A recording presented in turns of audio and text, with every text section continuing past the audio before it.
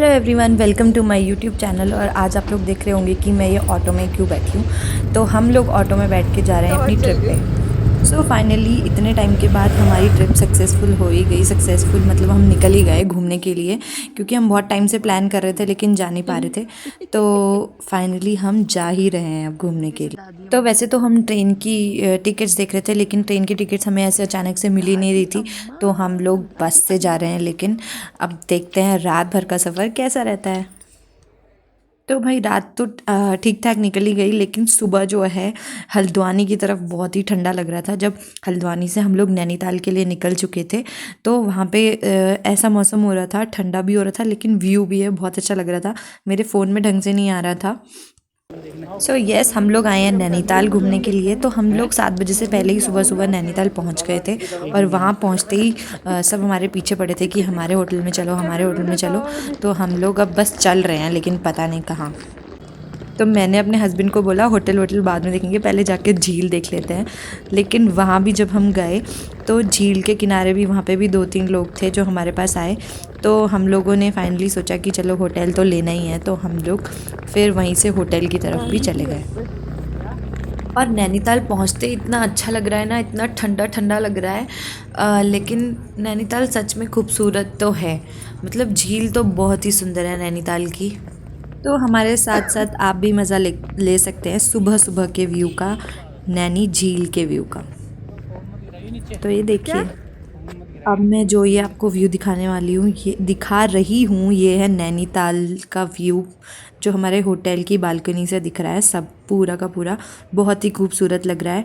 तो हम लोग फटाफट से थोड़ा सा चेंज वेंज करके अब हम लोग घूमने निकलेंगे थोड़ी देर में।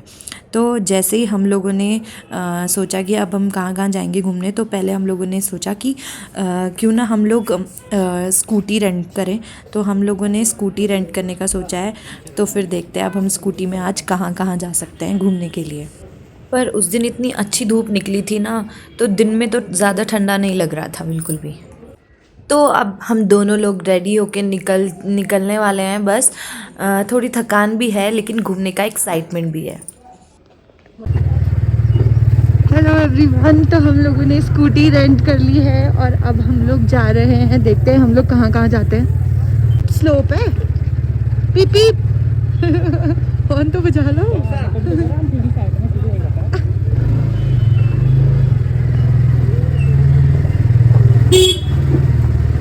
बहुत ही गहरा रास्ता है यहाँ का। और हम लोगों को अभी मैं आपको सामने टीवी लेक बोल रही, नैनीताल लेक दिखाती हूँ। और ये हम लोग चले अपनी सवारी लेके।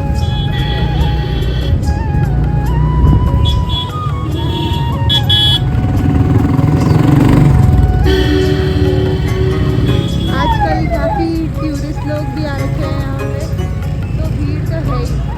हमें लगा था ज्यादा नहीं होगी, पर है। हाँ,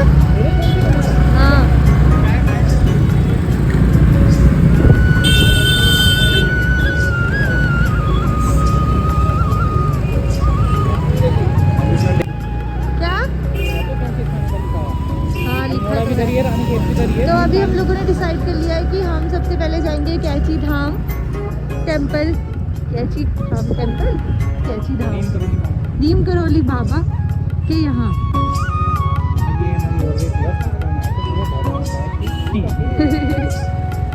और यहाँ पे आगे बस स्टैंड है, टैक्सी स्टैंड है, जहाँ से आप लोग बस ले सकते हो।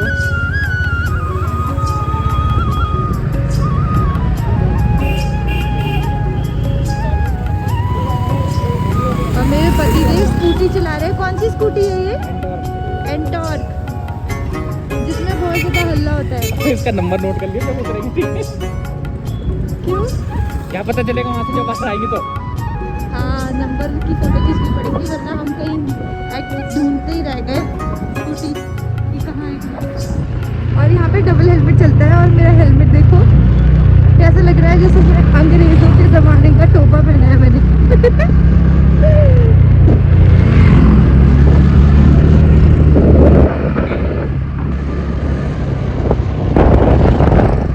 तो नैनीताल का मेरा ये ट्रिप ये सेकंड टाइम है। एक बार पहले भी मैं नैनीताल आई थी, लेकिन अपनी फ्रेंड के साथ। हम दोनों जब नैनीताल आए थे तो हमारी एक और फ्रेंड थी जो यहाँ रहती थी, तो उसने ही हमें पूरा नैनीताल घुमाया था। पूरी सारी जगह उसने हमें घुमाई थी, बहुत ही मज़ा आया था। तो मैं आपको बता दूं, हम लोग सुबह सुबह 7 बजे पहुँचे हैं नैनीताल। कल देहरादून से निकले और हम लोगों ने फिर होटल में चेक इन किया और ब्रेकफास्ट करके हम लोग निकल चुके हैं।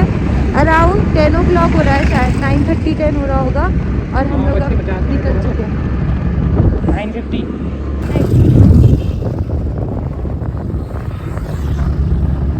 और हम लोग कैंची धाम जा रहे हैं बिना मैप खोले।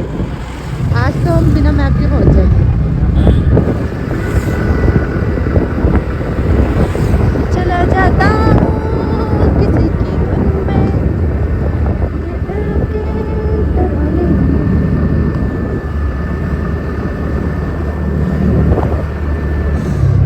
ठंडू ही ठंडू,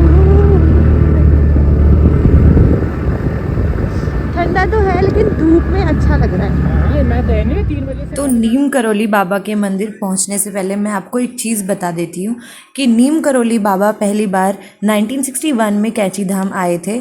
उन्होंने अपने एक मित्र के साथ मिलकर 15 जून 1964 को कैंची धाम की स्थापना की थी। तो जब कभी भी आप नैनीताल आएंगे तो आप कहीं भी जाएंगे, किसी भी रेस्टोरेंट में या कहीं भी, तो आप देखेंगे कि जो नीम करौली बाबा हैं उन्होंने कंबल ओढ़ा हुआ है। ठीक है, उनकी फ़ोटो में आप देखोगे कि वो कंबल ओढ़े हुए बैठे हैं। तो यही वजह है कि जो कैंची धाम में लोग जो हैं कंबल चढ़ाने जाते हैं, मतलब कंबल भी चढ़ाते हैं वहाँ पे लोग। और नीम करौली बाबा ने 10 सितंबर 1973 को अपना शरीर त्याग दिया था और महासमाधि ले ली थी। समाधि लेने के बाद उनके अस्थि कलश को धाम में ही स्थापित कर दिया गया। इसके बाद 1974 में बड़े स्तर पर मंदिर का निर्माण हुआ। कैंची धाम की ओर जा रही सड़क कैंची की तरह 2 तीखे मोड़ जैसी दिखाई देती है। इस वजह से धाम का नाम कैंची धाम रखा गया। नीम करौली बाबा हनुमान जी को काफ़ी ज़्यादा मानते थे। इसी वजह से उन्होंने अपने जीवन में हनुमान जी के 108 मंदिरों को बनवाया। बाबा नीम करौली के बारे में कहते हैं कि उन्होंने हनुमान जी भक्ति कर कई सिद्धियां हासिल की थी। वे किसी को भी अपने पैर नहीं छूने देते थे। तो आइए चलते हैं नीम करौली बाबा के दर्शन करने और उनका आशीर्वाद लेने के लिए।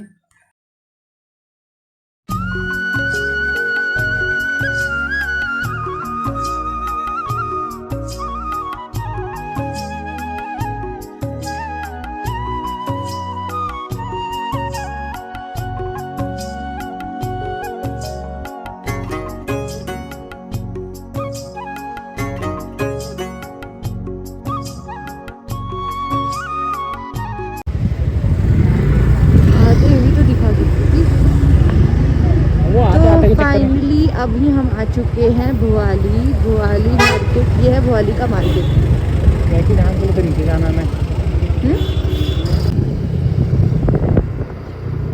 सबसे पहले उतर के उसकी फोटो खींचे गाड़ी।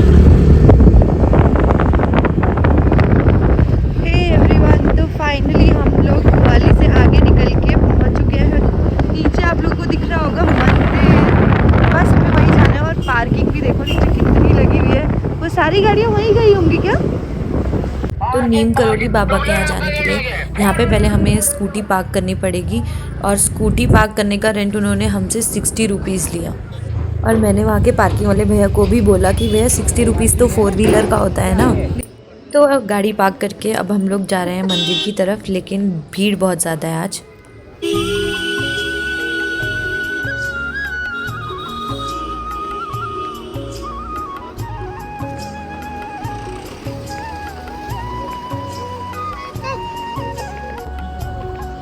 हेलो एवरीवन, तो ये है सामने जो ऑरेंज कलर का आपको मंदिर दिख रहा है, यही जाना है हम लोगों को एग्जैक्टली। ओके, तो मिलते हैं आपको थोड़ा मंदिर के पास से। Bye bye.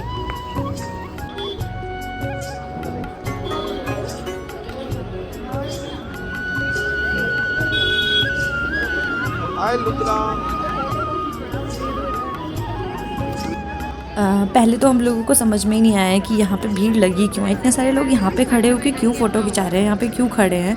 लेकिन फिर बाद में पता चला कि अंदर फ़ोन निकालना अलाउड नहीं है, कैमरा में पिक्चर्स क्लिक करना अलाउड नहीं है, इसलिए ये लोग यहीं से जो है फ़ोटोज़ क्लिक करते हैं, ठीक है। और भीड़ तो देखो कितनी सारी भीड़ है आज। और यहाँ पे प्रसाद भी ले जाना कुछ कंपलसरी नहीं होता है, जिनको मन करता है वो ले जा सकते हैं, क्योंकि यहाँ पे मिलता है प्रसाद वहाँ पे ले जाने के लिए भी, और वो प्रसाद वहाँ चढ़ता नहीं है बस। हेलो एवरीवन, तो आप मुझे बताओ कि आपको मेरा हेलमेट कैसा लग रहा है। और हम लोग निकल चुके हैं नीम करौली बाबा के दर्शन करके। अब हम लोग देखते हैं कि अब हम लोग कहाँ जाएंगे, ठीक है। तो अब हम यहाँ पे आ चुके हैं सैनिक स्कूल घोड़ाखाल में। तो जो ये सामने आपको गेट दिख रहा है, ये सैनिक स्कूल का गेट है। यहीं से जो साइड में रोड जा रही है वहाँ से हम लोग जाएंगे घोड़ाखाल मंदिर की तरफ।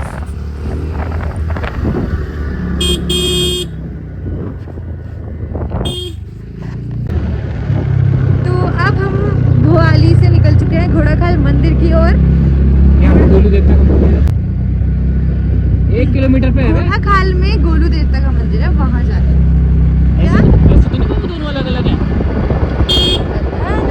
पता नहीं। मैं कह रहा बोर्ड था पीछे।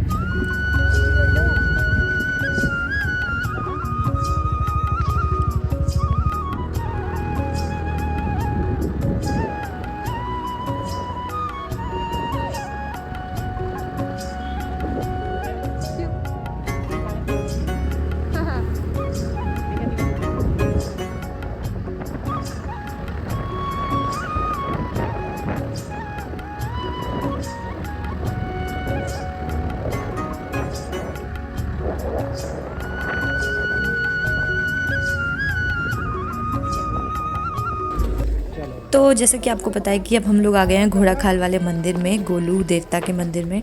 तो इस व्लॉग में इतना ही। मिलती हूँ आपसे नेक्स्ट वीडियो में गोलू देवता मंदिर के दर्शन कराने के लिए। Till then bye bye everyone, take care.